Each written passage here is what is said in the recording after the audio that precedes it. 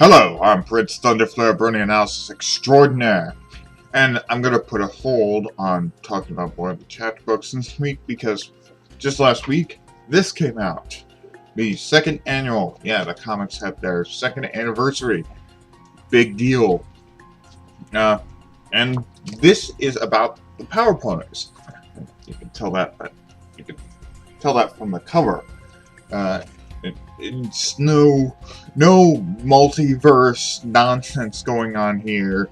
It's actually in the Power Ponies universe. Awesome. This is something I really wanted to see.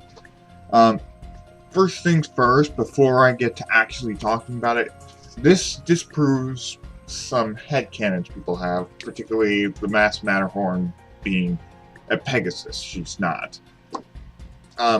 And I know people are going to be in a toughie about that, in a tiff, and they're going to be really upset because this disproves their precious little headcanon. I mean, speculations are fine and good, but they're not all going to become canon.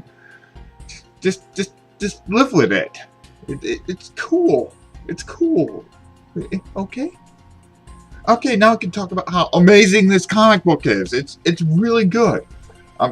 Well, first thing I really liked about it is the Power Ponies are not carbon copies of the main six. They have their own personalities. Zap seems to be a lot like Thor, for example.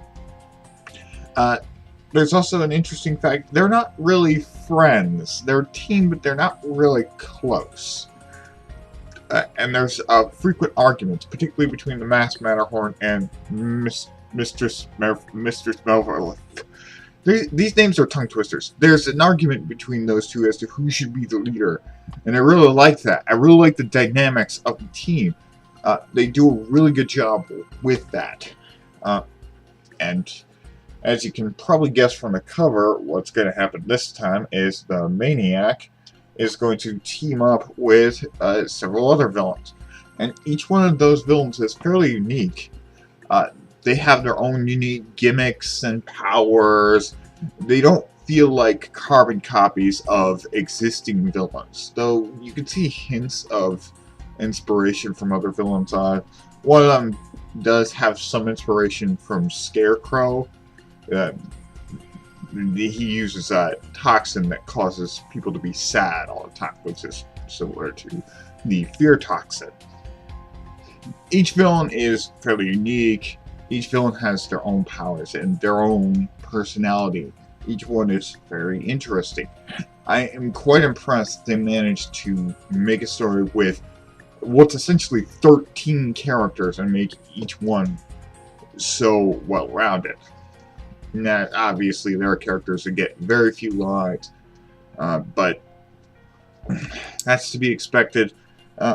Oh yeah, another thing about this that's really good is that Humdrum has a clear role in the Power Ponies. So apparently Spike's assumption of him being useless was just Spike projecting his own fears and concerns onto the character. And I like that. A lot of people do that. A lot of people assume things about a character in a comic book or television show because the character already has some similarities to them, so they assume more similarities.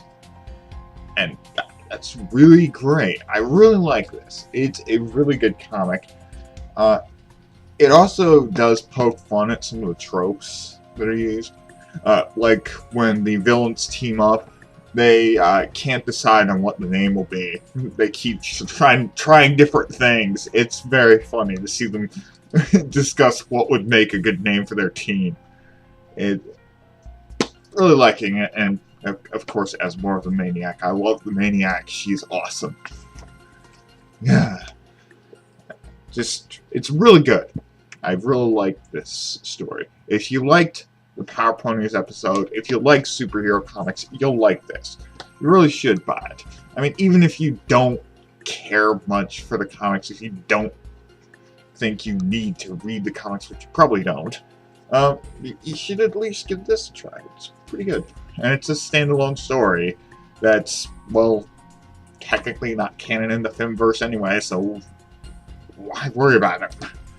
Yeah, it's a good place to start, I guess. So, yeah. Now I have nothing else to say. Not much to say about this, but, you know, when you're saying something's good, there are not many ways to say it. It's just, it's good. It's good! It's good! Read it!